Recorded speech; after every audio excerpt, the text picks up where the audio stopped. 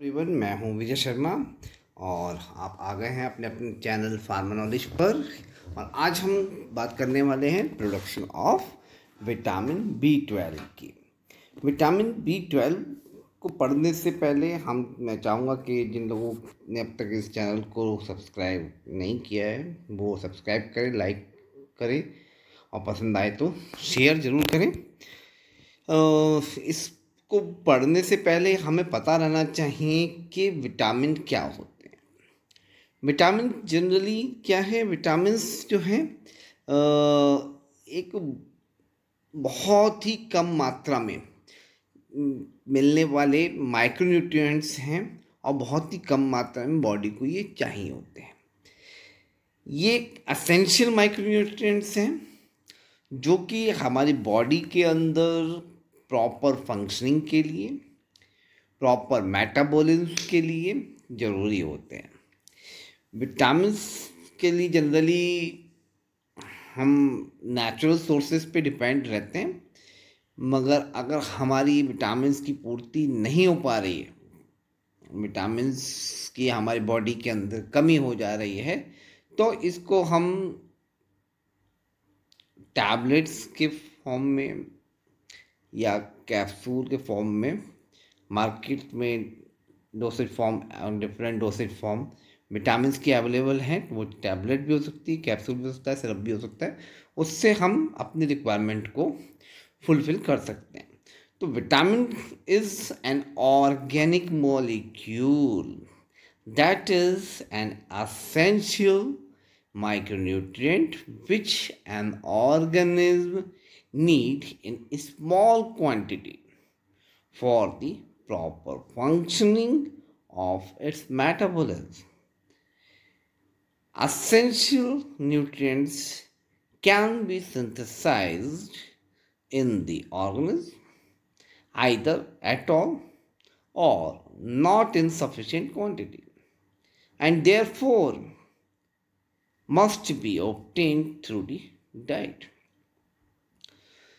अब हम बात करेंगे क्लासिफिकेशन ऑफ विटामिन्स।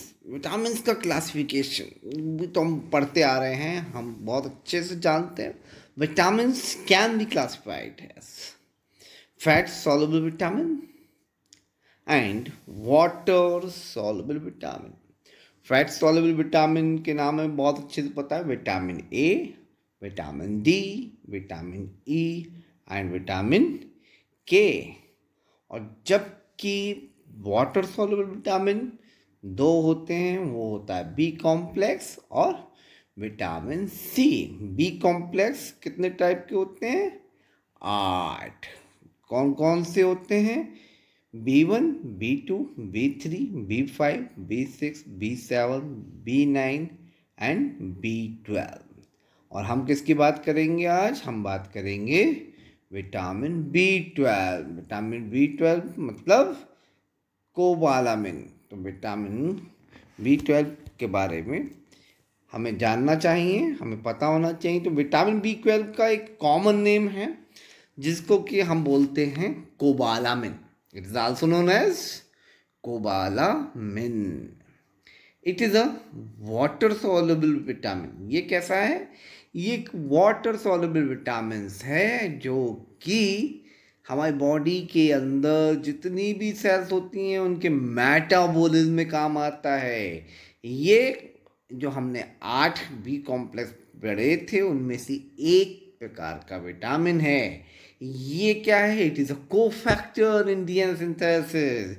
ये डीएनए सिंथेसिस में कोफैक्टर का काम करेगा और फैटी एसिड्स और अमाइनो एसिड मेटाबॉलिज्म में भी ये यूज़फुल है। अब इनके काम क्या है? इसका काम क्या विटामिन B12 हमारे लिए इतना ज़रूरी क्यों हो गया है? पहली चीज़ ये इसलिए ज़रूरी है कि जो हमारा नर्वस सिस्टम है वो सामान्य रूप से काम करता रहे, बहुत अच्छे से काम करता रहे। इसलिए हमें किस चीज़ की ज़रूरत है? विटामिन B12 की। दूसरा, जो हमारी बॉडी के अंदर बोन मैरो में RBCs बन रही हैं, red blood cells, red blood carpals बन रही हैं, उनके मैचुरेशन में, उनके डेवलपमेंट में ये विटामिन B12 हमारे लिए ज़रूरी हो जाता है। अब जो हमारा मेन टॉपिक है वो क्या है, production of the vitamin B12, production of vitamin B12। बेटा इस सबको पढ़ने से पहले एक हम पीछे का हम बहुत अच्छे से रिकॉल कर लें कि फर्मेंटेशन को करने के लिए हमें इनोकुलम चाहिए होता है। इनोकुलम बोले तो माइक्रो ऑर्गन, हमें चाहिए होता है मीडिया, और हमें चाहिए होता है प्रोसेस, कौन सा फर्मेंटेशन प्रोसेस हमें लगाना है, और फिर हमें फाइनली चाहिए होता है कि किस तरीके से हम उसको एक्सट्रैक्ट आउट कर रहे हैं, किस तरीके से हम अपने प्रोडक्ट को बाहर निकाल रहे हैं। इसके साथ में हमें कौन कौन से pH कितनी रखनी है, कितना टेम्परेचर रखना है, एरेशन देना है नहीं देना है, इन सब चीज़ों के बारे में हमें पता होना चाहिए। तो प्रोडक्शन जो विटामिन B12 का है उसके लिए कोई ना कोई माइक्रो ऑर्गन्स चाहिए होगा ना। तो वो माइक्रोन्स तो वैसे तो 5-6 तरीके के माइक्रो ऑर्गन्स हैं, मगर 2 माइक्रो ऑर्गेनिज्म ऐसे हैं जो कि 2 माइक्रो ऑर्गेनिज्म ऐसे हैं जो कि कमर्शियली कॉमनली यूज किए जाते हैं। उसमें एक स्पेशीज़ है स्यूडोमोनास स्पेशीज़, एक है प्रोपियोनी बैक्टीरियम स्पेशीज़, जिसकी की सब स्पेशीज़ शर्मानी ये काम में हम लेते हैं। ये जो स्पेशीज़ हैं, ये जो माइक्रो ऑर्गेनिज्म हैं, ये इनको हमें स्पेशल कंडीशंस देनी होती हैं, तो ये हमें ज़्यादा यील्ड देते हैं। अच्छा, मैंने कहा कि हमारे पास में तो कई तरीके के माइक्रो ऑर्गेनिज्म हैं, तो उसमें से हम 2 यूज़ कर रहे हैं। ये 2 इसलिए यूज़ कर रहे हैं कि ये 2 इसलिए यूज़ कर रहे हैं क्योंकि इनकी यील्ड बहुत ज़्यादा है।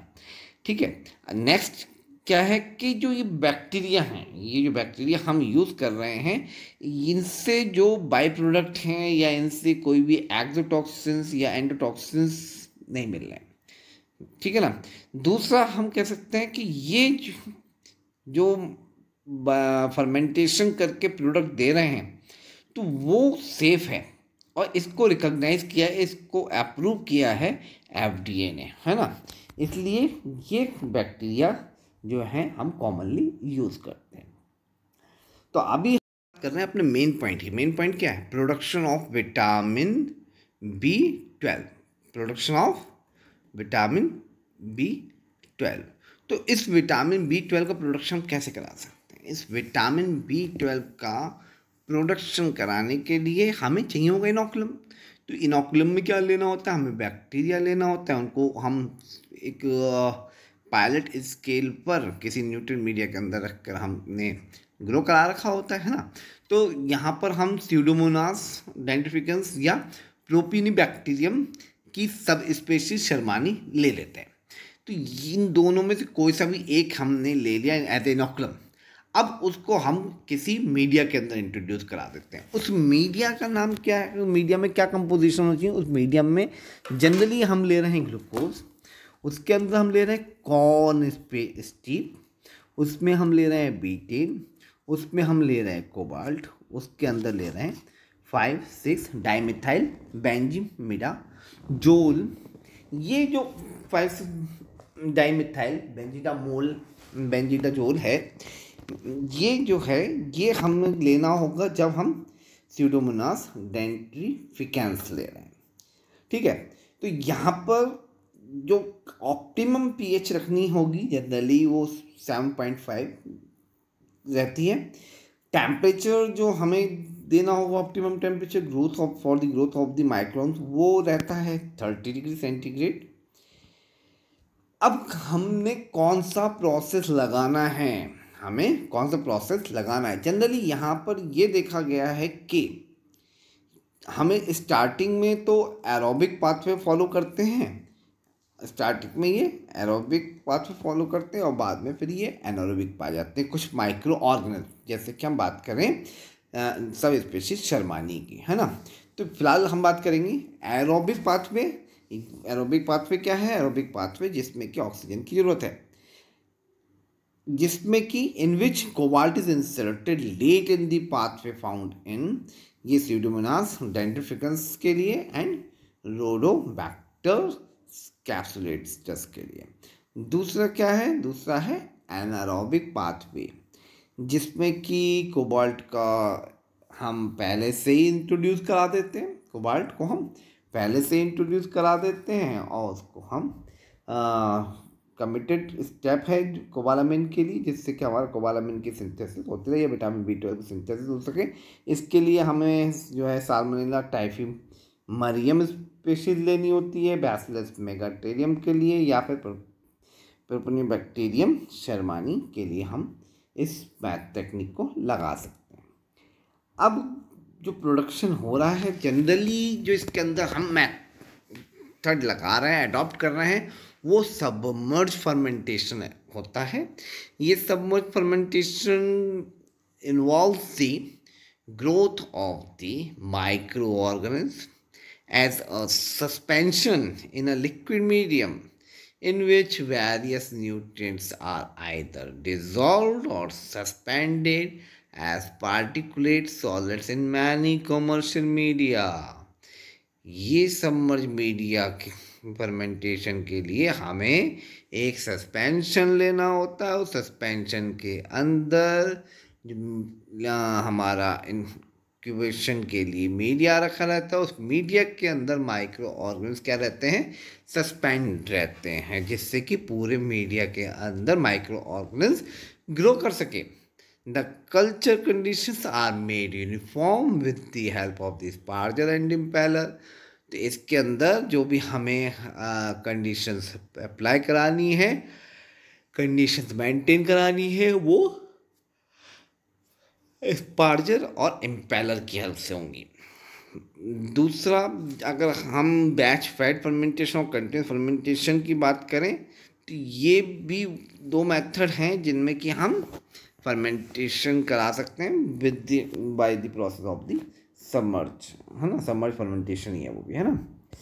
अब हम बात करें, बिल्कुल लास्ट हमारा क्या बनता था, लास्ट स्टेप था recovery of the vitamin B12 को रिकवर कैसे करेंगे। B12 क्या हुआ कि हमारा माइक्रोन ग्रो करा, उसने एंजाइम प्रोड्यूस करे, रिएक्शन हुई, रिएक्शन करके हमारा जो हमने मीडिया डाला था उसको क्या करा इन्होंने, कैटलाइज करा। कैटलाइज करने से क्या हुआ, हमारा B12 बन गया, है ना। अब ये B12 जो है ना, ये सेल्स की बॉम्ब में ये बाउंड है, तो इसको बाउंड विटामिन को जो है विटामिन B12 को सॉल्युबलाइज करने के लिए हमें क्या करना होगा, उस टाइम पे हमें हीट अप्लाई करानी है। कितना टेम्परेचर लेके जाना होगा, वो 80 से 120 डिग्री सेंटीग्रेड पर रखना होगा, और लगभग आधे घंटे के लिए।